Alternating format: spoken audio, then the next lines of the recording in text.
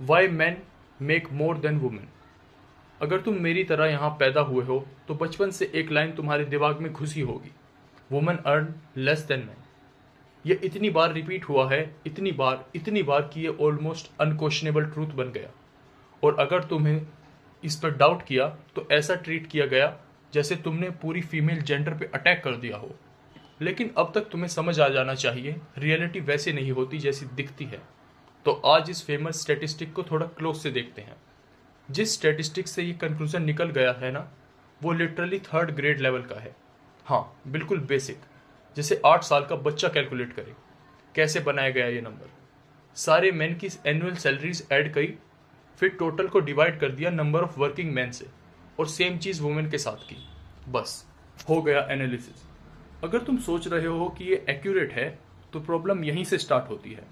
ये रियलिटी का सबसे क्रूड, सबसे इम्प्रेसाइज अप्रोक्सीमेशन है जो इमेजिन किया है जा सकता है, और ऊपर से इस थर्ड ग्रेड मैथ के साथ जोड़ा गया third grade thinking.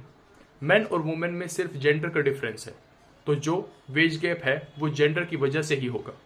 Seriously, time to grow up यार। इसको समझना इजीएस्ट तरीका क्या है? एक सिंपल सा क्वेश्चन पूछो, क्या सारी women same amount of work money कमाती हैं? ऑब्वियसली नहीं। तो फिर नेक्स्ट क्वेश्चन, कुछ वुमेन ज्यादा क्यों कमाती हैं और कुछ कम क्यों? जेंडर तो सेम है सबका, तो रीजन क्या है? शायद इंडस्ट्री। बिल्कुल, हाई पेइंग इंडस्ट्री में जो हो तो ज्यादा कमाओगी। पर क्या सारी वुमेन लॉयर सेम कमाती हैं? नहीं। तो फिर क्या डिफरेंस है? Seniority, experience? ठीक है, पर क्या सारी वुमेन लॉयर जिन्होंने 10 साल काम किया है सेम कमाती हैं? नहीं। तो फिर शायद आवर्स, कोई ज्यादा काम करता है, ओवर टाइम करता है। पर क्या सारी वुमेन लॉयर जो 10 साल से कमा रही हैं और 80 आवर्स पर वीक काम करती हैं सेम कमाती हैं? नहीं। समझ आ रहा है पैटर्न? इस थॉट एक्सपेरिमेंट का पॉइंट सिंपल है। इनकम को अफेक्ट करने वाले इतने सारे वेरिएबल्स हैं जो जेंडर से रिलेटेड ही नहीं है। अब अगर तुम इन वेरिएबल्स को कंट्रोल करो और फिर मैन वर्सेस वुमेन कंपेयर करो तो तुम actually apple to apple compare कर रहे हो। और जब लोगों ने ये किया, इसको कहते हैं कंट्रोल्ड पे गैप। और रिजल्ट 1% डिफरेंस, जो स्टेटिस्टिकली सिग्निफिकेंट भी नहीं है, इतना आया। सिंपल लैंग्वेज में, सेम कंडीशन में मैन और वुमेन ऑलमोस्ट सेम अर्न करते हैं। लेकिन इस कंक्लूजन तक पहुंचने के लिए थोड़ी मैच्योरिटी चाहिए, थोड़ा न्यूएंस चाहिए। क्या इसका मतलब सेक्सिज्म एग्जिस्ट नहीं करता? नहीं। पर इसका मतलब ये जरूर है कि सेक्सिज्म का रोल उतना बड़ा नहीं है जितना लोग समझते हैं। अगर ये बात तुम्हें वैल्यूएबल लग रही है तो इसको किसी और को भी भेजो। वर्ड ऑफ माउथ से ही चैनल ग्रो करता है।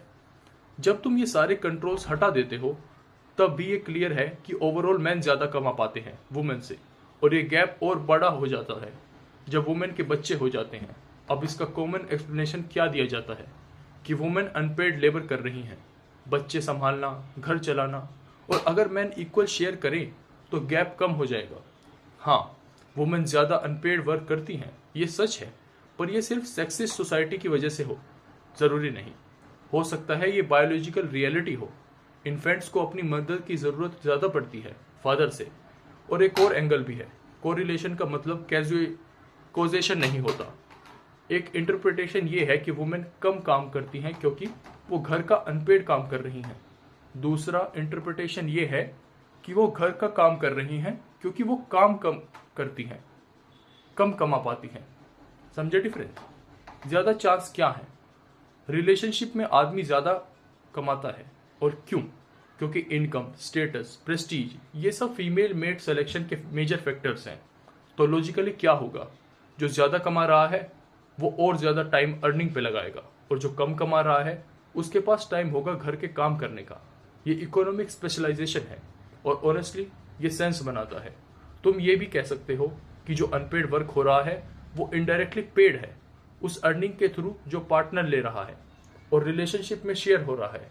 तो हो सकता है ये एक्सप्लेनेशन रियलिटी के ज्यादा क्लोज हो। अब एक हार्ड ट्रूथ, अनकंट्रोल्ड जेंडर पे गैप हमेशा एग्जिस्ट करेगा, हमेशा। चाहे कितनी सोशल चेंज आ जाए, कितने पॉलिसीज बन जाए, ये कंप्लीटली वैनिश नहीं होगा। मैन हमेशा ज्यादा कमाएंगे। और क्यों? क्योंकि अर्निंग डायरेक्टली टाइड है मेल रिप्रोडक्टिव सक्सेस से। Simple example, I don't want no scrub.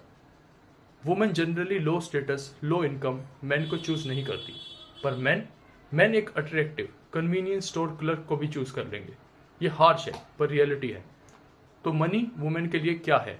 Security, freedom, lifestyle, confidence. Man के लिए ये सब प्लस रिप्रोडक्टिव सक्सेस, एक एक्स्ट्रा फंक्शन।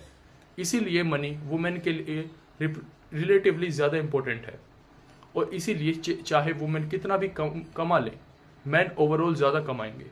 अगर वुमेन 90 आवर्स काम करेंगी, कुछ मैन 91 करेंगे, सब नहीं पर इनफ लोग करेंगे, क्योंकि उन्हें आउट कम्पीट करना है बेटर अपॉर्चुनिटीज़ के लिए और अपनी एग्जिस्टिंग रिलेशनशिप को स्टेबल रखने के लिए भी। क्योंकि डाइवोर्स जो ऑलरेडी ज़्यादा वुमेन इनिशिएट करती हैं, वो 50% ज़्यादा लाइकली होता है जब वुमेन ज़्यादा कमा रही हो। तो प्रेशर रियल है। अगर ज़रूरत पड़ी, मैन 25th आवर भी इन्वेंट कर देंगे दिन में, सिर्फ अपनी पोजीशन इंप्रूव करने के लिए। इसीलिए ये पे गैप कहीं नहीं जा रहा, और अगर कभी गया तो शायद सोसाइटी किसी और ही प्रॉब्लम में चली जाएगी, क्योंकि हाई अर्निंग वुमेन के लिए एलिजिबल मैन का पूल इतना छोटा हो जाएगा कि पॉपुलेशन रिप्लेसमेंट तक इम्पैक्ट हो सकती है। और इसीलिए मैन ज़्यादा कमाते हैं, चाहे वुमेन कितनी भी मेहनत कर ले। कुछ मैन हमेशा ज़्यादा मेहनत करेंगे, क्योंकि ये सिर्फ पैसा नहीं है, ये जेनेटिक सर्वाइवल से लिंक्ड है। तुम्हें क्या लगता है? क्या तुम्हारे रियल लाइफ एक्सपीरियंस से मैच करता है? कमेंट्स में बताओ।